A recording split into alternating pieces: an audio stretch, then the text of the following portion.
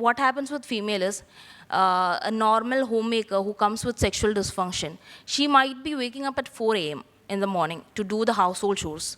And later she's working till 7 p.m. And is she supposed to come back to the bedroom and satisfy her husband? Is that possible? With the tremendous workload that has been happening from the office and the home, and she's coming back to the bedroom and supposed to have a normal sexual function, that is also to be considered.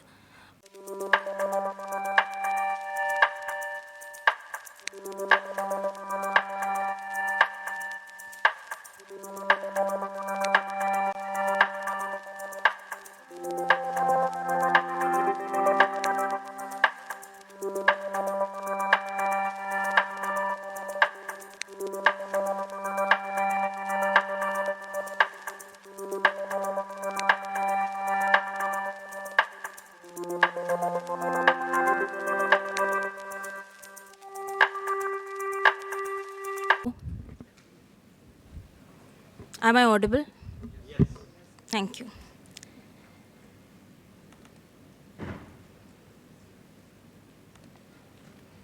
Not just a host, I'm just going to take a small topic on history taking and examination in female patients.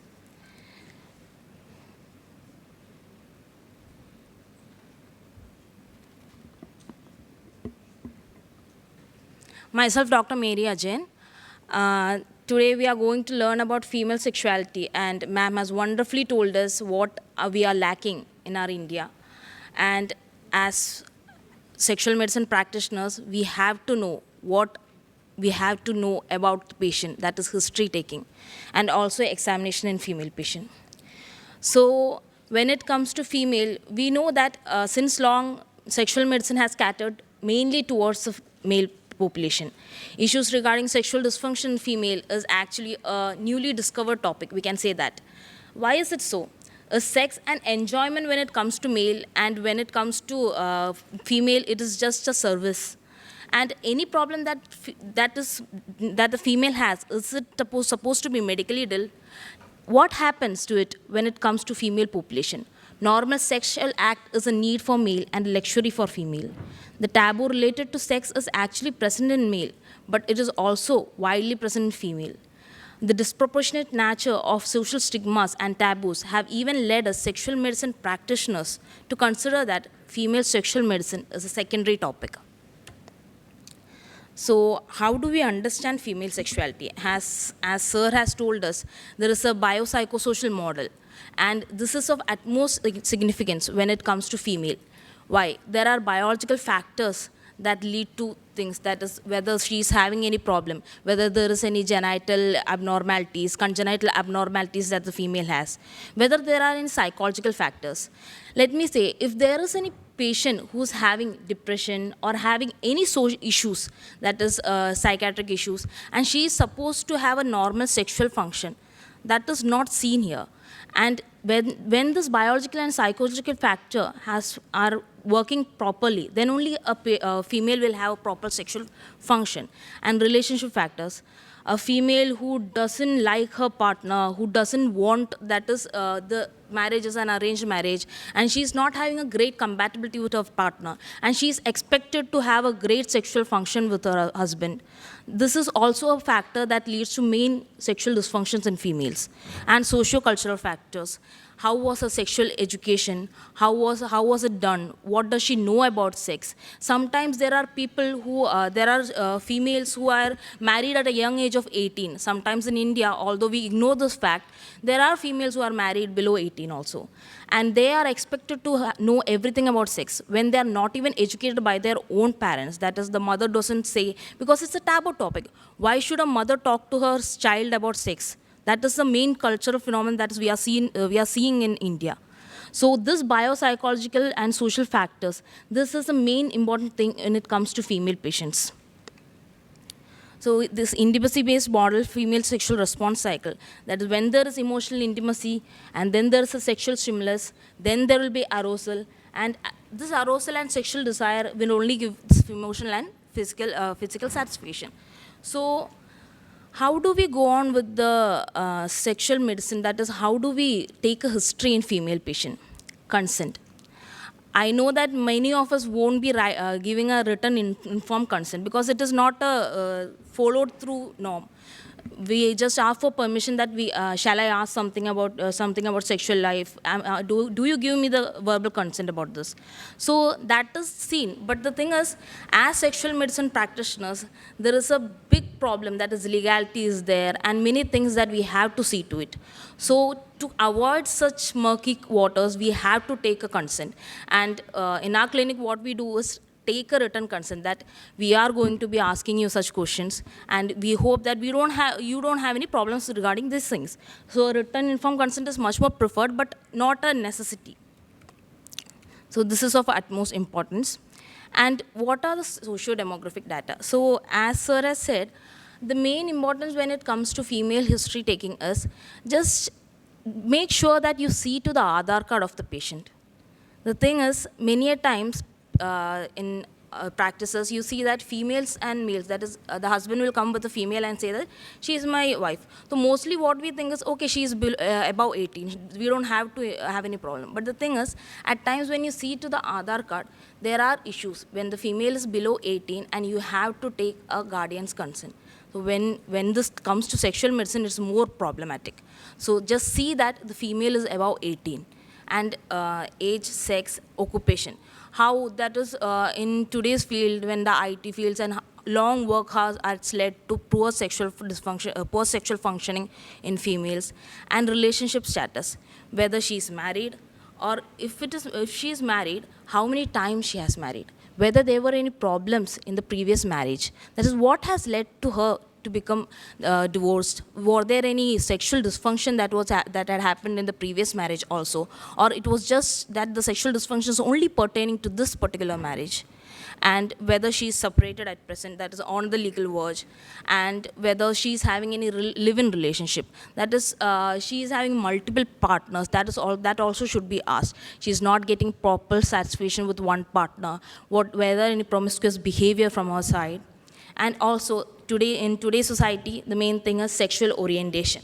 Is the female who has come to your clinic and who has come to your clinic as complaining of sexual dysfunction? She's saying that she's not having proper satisfaction with sex. But what is her orientation? Has no one ever bothered to ask her, or has she not yet realized that it is not men who's giving her satisfaction?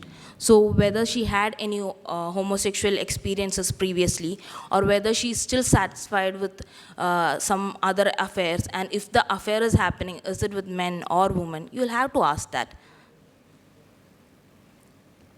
Main thing is building up a rapport. That is, after these data, the socio-demographic data, mainly in order to avoid, we don't have a long time to sit with a patient. So mainly we give it at a reception and ask the nursing staff or other receptionists to fill the form. And after getting this form, you can understand the patient's build-up, and then you have to build up a rapport. That is, it is difficult when it comes to sexual medicine, where patient often doesn't get into details of their life. They just don't want to say. Mainly, the problem is that when a female comes, they don't want to, at front only, they don't want to discuss what is happening with their sexual life. They want they want the doctor to address their medical complaints. So they might only come to you with dyspareunia or any infertility issues. But preferably, as a sexual medicine practitioner, you have to build up a rapport. And in females, we have seen that the various biopsychosocial factors that led to the sexual response must be asked for, whether she is having any problems at her house. The thing is, mainly what happens with female is, a normal homemaker who comes with sexual dysfunction, she might be waking up at 4 a.m. in the morning to do the household chores. And later she is working till 7 p.m. And is she supposed to come back to the bedroom and satisfy her husband? Is that possible? With the tremendous workload that has been happening from the office and the home, and she is coming back to the bedroom and supposed to have a normal sexual function, that is also to be considered. For that, to understand what the person is in, that what the person is suffering from, is it a psychological factor, is it a biological factor, or is it a relationship factor, or is, apart from all this, it's a socio-cultural issue. To understand that, you have to build up a rapport, understand the patient, validate the situation that the patient is in. Just because, okay, you are working from morning to night, so everyone is working from morning to night. That is not supposed to happen. As a doctor, you have to understand validate the patient, validate the situation that she is in. Just because she is there, she's having a dysfunction, doesn't mean that just from a medicine you will be able to take, able to help her. You have to understand her from her point of view, and never underestimate the problem. And next is, I don't know, the last point, I think mostly everyone would be asking why no one of us will be laughing at our patients. But the thing is, there are people who do laugh at your patients.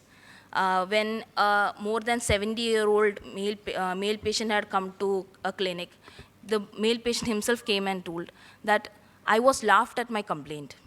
I was laughed at my complaint because I had an ED and the doctor himself laughed at me. As budding or as already established sexual specialist, I hope that none of us will make our patients feel this way. Now, as explicit model, this is for sexual dysfunction, where there is permission, limited information, specific suggestions, and intensive therapy. In permission, what we do is let the patient herself raise the questions. I'll be like, okay, you are having, maybe the patient had come to me with some kind of menstrual abnormality, some kind of pain in the genital area, and let her herself, I'll be making her comfortable first, and let her herself come up with the question. Let her raise the question as to what sexual dysfunction, what problem she might be having. Next is limited information. Giving the patient limited information about sexual side effects of treatment. That is, whenever we try, don't give her a brief that this is going to happen. Don't make them anxious about whatever treatment we are going to give her. With the whole scenario being laid upon front of them, there are many people, anxious, avoidant people, who just doesn't want to, there is no big thing in discussing all of this to them. Specific suggestion, that is making this thing customized. That is, for one person, oral sex might be good. For another person, it might be the grossest thing for them. So just because for one it doesn't work, it doesn't mean that the other female patient might be. That is, we consider that females doesn't want oral sex. Just because one patient has come to you and said that no, I don't want to do oral sex, the other person might not be having the same concerns. Now, intensive therapy, that is referral for intensive. That is, after we have understood all the criteria, we'll go and suggest them what is the intensive therapy that they need. Now, as people of various specialties, I think all of us might be having issues where people might come to you with different complaints. What are the patient who has presented to you? What are her presenting complaints? Is it infertility? Because it has been 9 years since we are married and we have not had a child. What is the main problem behind it? There was a gynecologist who had referred a patient, that is a couple, to our clinic. They had 9 years and they had not yet had a baby. When the gynecologist had asked them, they had not yet consummated their marriage. So there are problems like that. We think that, okay, 9 years, it might be infertility. The only thing that is pertaining to infertility is not just having any biological issues. There are also issues regarding sexual dysfunction. And people are reluctant to come to doctor for sexual dysfunction, especially females. Now, is it anorgasmia? Is it lack of desire? What are her problem? Or was she she had just accompanied her husband because husband had an ED, husband had sexual dysfunction, and she has no complaints of her own. Now, what is the duration of illness? Is it a primary phenomenon or a secondary phenomenon? That is, even after marriage, she had problems. That is, even she had never had consummated her marriage, and her primary first coitus itself was a problematic problem. And then, is it a secondary phenomenon? She was working just fine. That is, her sexual functioning was very good. And just since 3 months, 4 months, she's having a problem with sexual dysfunction. So there is that issue. So was the secondary phenomenon associated with some other noxious factors that has been inserted to that timeline? So what was the predisposing factors? Was her personality previously also anxious? Was a proper sex education was not given? Were there any other issues in her life? Was there any child sexual abuse? So we'll have to see into that. And precipitating factors leading to the current state. Not, the husband is not understanding. So as Sarah said, there are people, just because the female is not having a proper sexual function, the male is just inserting and inserting with force. And some quack might have given them a lubricant or a jelly, and he just you can just continue and force the way out. This is not something that forcefully sexual dysfunction doesn't go out. Now, is the dysfunction generalized or partner specific or situation specific? Situational, that is, what happens is you are living in a joint family and you are supposed to, there is so less space for you to perform a sexual activity. So, and also, if you go back to your mother's house, you're not able to perform sexual activity. And whether you are in a hotel room, then only you are able to perform sexual activity. Is there situation-specific things to this? And if about partner, if it is partner-specific, I'm able to have a proper function with my partner who I'm having an affair with, but I'm not able to get sexually aroused by my husband. So where is the problem lie? Is it between the ears or is it between the thighs? Where is the problem? And definable circumstances. I am just not able to perform at night. Why? What are the psychological factors that are leading to it? Place, as I already said, person, as I already said, and the circumstances.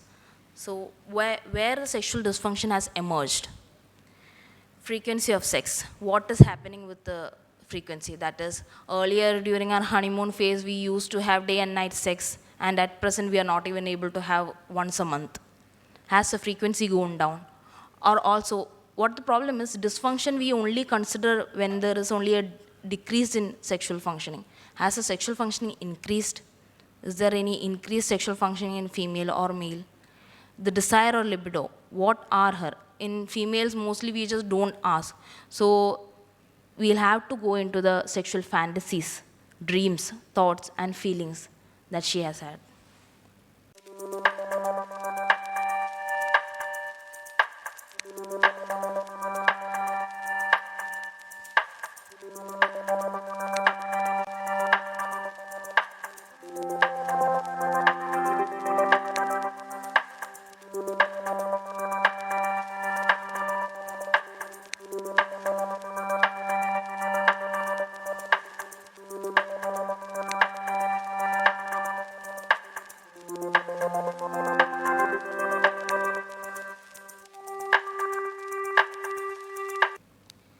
Now, main important thing is foreplay.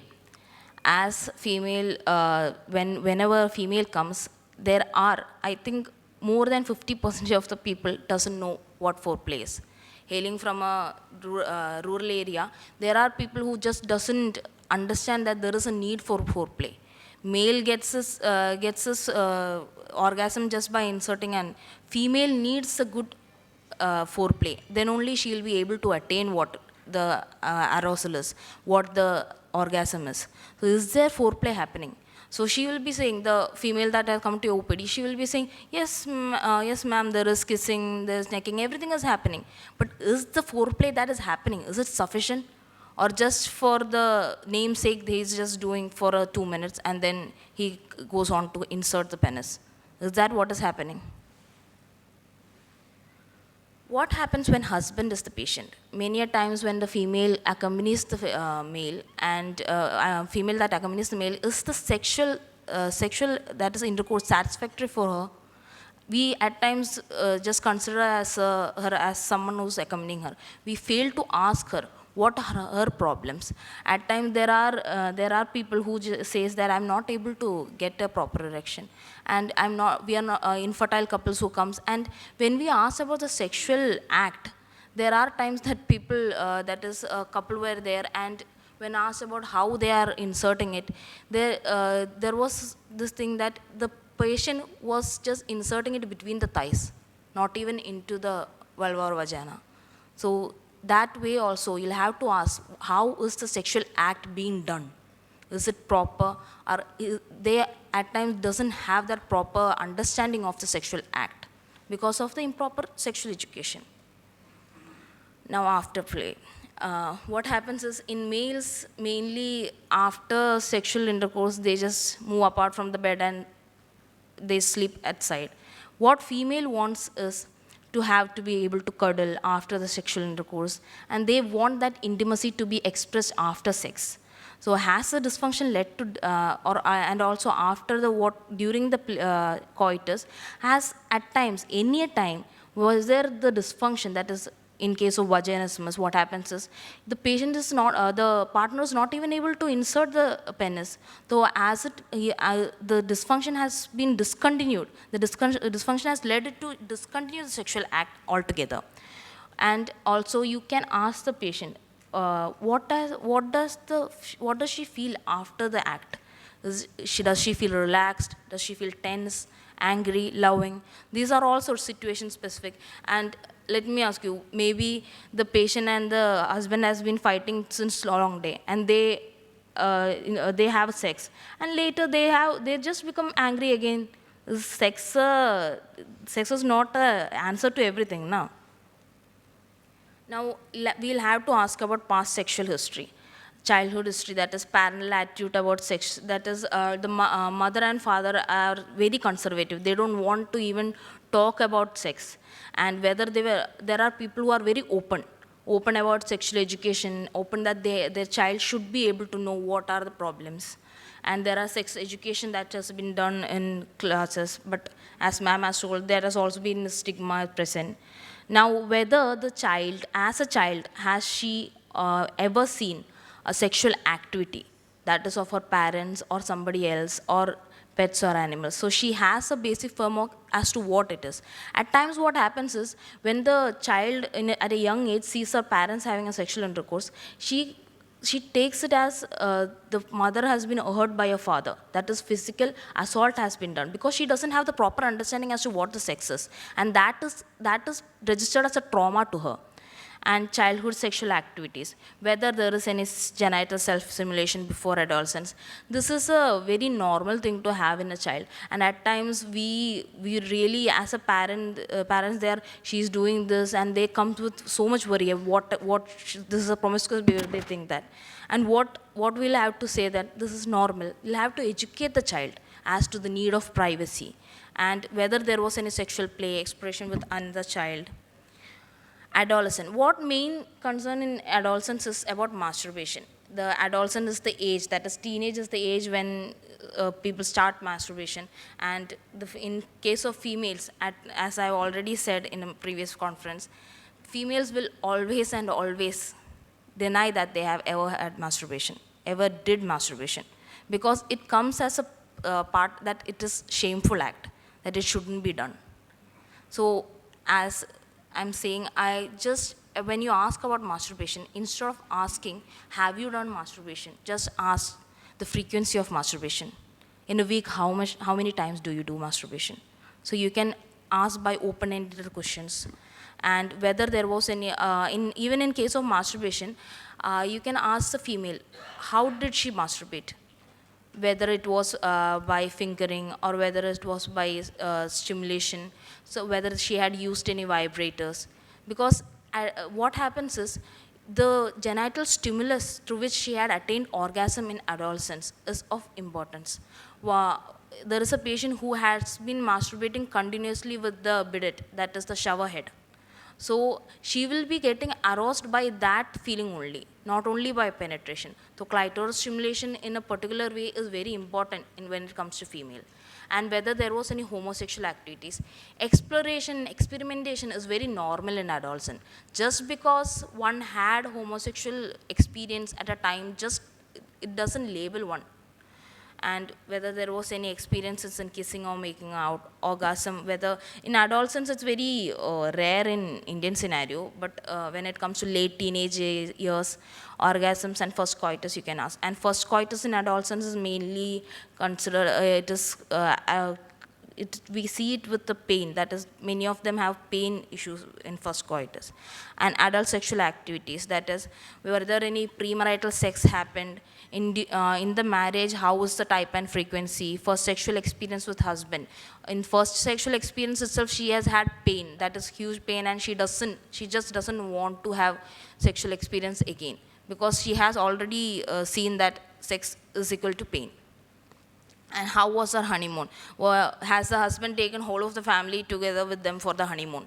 Has this happened? And every single time they are about to do a sexual intercourse, mother-in-law will come and say, "Chalo chai banao," and we'll have to see into the social factors for that. Whether there was an effect of pregnancy, that is, only one time they did sex, and that sexual coitus was also had not had any orgasm, had or not had any anything pleasurable to it, and then only they had become pregnant. That has led to a long duration of they hadn't had sex for 9 months and they continued to have it. Extramarital affairs, has the husband she is having any extramarital affair, and after marriage, just because the sex is not satisfying, is she having any post-marital masturbation? Does she do it because her husband's sex is not satisfying for her? And swingers, that is, they're open about their marriage. They have an open marriage. They can be, they are very open about it, that my husband is also having a partner and I'm also having a partner. If they don't have any problem, then why does a doctor should have a problem?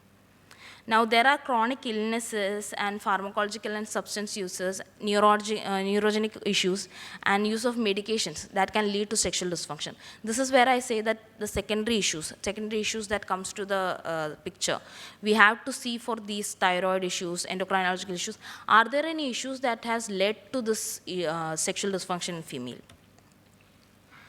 Now, issues that should be asked with sensitivity is, many a times, as I already said, in childhood, has there been any rape? Was her first sexual intercourse been a rape? Obviously, with such trauma, with such post-traumatic stress, will she be able to have a proper sexual functioning? We'll have to counsel the patient. We'll have to build up a rapport and understand that she has been through this. Was there any incest activity that had happened earlier? Was there any physical or sexual abuse that is happening? Even in married life, the husband might be physically abusing her. There are bite marks present over her neck, over her breast, that you'll have to ask her whether it's only in a normal part of sexual relation or has she been forced. And whether there was any presence of sexually transmitted diseases. As in secondary vaginismus, we can see that after the painful problems during the sexually transmitted diseases, it can lead to secondary sexual dysfunctions. Now, what do you have to do with an examination of female patient? Now, you don't need a proper written consent, but what I will always prefer is take a written consent, because at times we never know what happens. And male or female doctors should be accompanied by a chaperone, and the spouse should be present in the examination. Preferably, the thing is, in females, you don't know what we have to expect, and the female might be very anxious, and you are a doctor, and they would much preferably have the hand of the spouse with their hand, and they would have relaxation with them and make the patient comfortable. And just they have to be made understand that this is all what is we are going to do, and this is what you have to expect with the examination. And female examination doesn't pertain to pelvic examination. Now, general examination, as and when a patient walks into your cubicle, you'll have to see that is top to bottom, are there any specific signs that you have to look out for, as the patient is obese, and there are any facial features of hypothyroidism. Height and weight you'll have to assess earlier only. Thyroid swellings are present, pallor, edema, jaundice, hepatic issues that can lead to sexual dysfunction. Now, examination of breast. Ask for the consent, and at first you'll have to see whether there is any size abnormality, symmetry abnormality, whether there are any discharges from the pupil, for the nipple, and bite or bruise marks, and swellings and nodules on palpations. Pelvic examination, the patient should be undressed from waist down, and in lithotomy position, we do a pelvic examination. Make the patient comfortable, let us sit on a lithotomy position, and just at first inspect the vulva, inspect the external genitalia. Is there any problem in the external genitalia that is seen? Is there any issues that is bruises are present? Is there any evident scar marks that are present? Is there any blood that is present in the external genitalia? She should be instructed to lie, and we'll have to see for the vulva, and then only we can go for the palpation. Now, external genitalia, as you can see, we will all be very, very similar with this. The mons veneris, genitofemoral fold, anal perineum, labia majora and minora. The thing is, when you see the external genitalia, make sure that the patient herself is understanding what the external genitalia is. We can show the patient their external genitalia with the help of a mirror. Show the different part. Many of the patient doesn't know what a clitoris is. So what we can do, let her lie down in lithotomy position, put a mirror in front of her external genitalia and show her the parts. Show her what this is. What is the where is the urethra, where is the clitoris, and by ask her herself to palpate this. Okay. And when it comes to external genitalia, the first step is inspect for any abnormality, as already said, and palpate for tenderness. And you'll have to check for cyst or any prolapse or anything present. That is the gynecological abnormality if present. If it is present, then you'll have to take a gynecological opinion first and then go for the other sexual issues. So many patients comes with the problem that their vulva is abnormal. What is an abnormal vulva? Many, as we can see, there are, everyone's face is not normal. Why should everyone's vulva be normal? We'll have to make the patient understand that just because others, the vulva that you've seen in pictures, yours is not like that, it doesn't mean that you are varying from the normality. So you can show the pictures of different types of vulva to the patient and make her understand that this is also normal. Now do an internal examination where a pervaginal examination is done, where you can check for any cyst, whether there is any palpatory findings that are present. The only thing is, whenever you do a PV examination, make sure that the patient understands that the finger is going to be inserted inside the vulva, inside the vagina, so that just because it doesn't come as a shock to her that what the doctors are doing. Obviously, you'll have to understand, you'll have to make the patient understand. Now, in speculum examination, we can see that the speculum is speculum, as we have inserting the speculum, and then we'll have to see for any abnormality. The thing is that many a times in patients with issues, that is vaginismus or any other issues, they refuse to do such examinations. So what you can do is ask the patient herself to insert the speculum by herself. You can guide the patient, that is, you'll have to insert it in right angle, then you'll have to turn it. You can make them understand that, but guide them and let them insert the speculum by themselves. So these are the different types of speculum insertion. Now, especially during the examination, thorough explanation should be given. And before the examination, mental health counseling, anxiolytics, various alternatives to the exam can be suggested, such as only removing the underwear or having a chaperone present, as I already said, and self-insertion of speculum, offering the option to have a female provider present or have a friendly, that is, the spouse can be present there. Now we can go into clitoral stimulation. Now clitoris is the female pleasure center. The clitoris is the erectile function. That is what the male has as a penis, female has as a clitoris. And it is the two cavernosa glands and covered by a purpose. So what does the clitoris do? The clitoris is the key to the lock that is the vagina. If you have to give a sexual stimulus, that is sexual arousal to the female, clitoris should be stimulated. So there are many tests, that is biothermometer, manual clitoral stimulation. In test in female, when we go for clitoral stimulation, patients who presents with complaints of anorgasmia or dissatisfaction in sexual intercourse, it is checked whether patient has a clitoral stimulation. That is, even after our continuous use of as a doctor also, you tried to do a manual stimulation, she is not getting pleasure. With biothermometer also, you're trying the stimulation, she is not getting it. In many circumstances, what happens is the clitoris is very, very deep seated. It is already a deep seated organ, and it is a very deep seated, and hence it is difficult to be stimulated by partner. So you have to make her understand that this is the key that you have to work to have a proper function.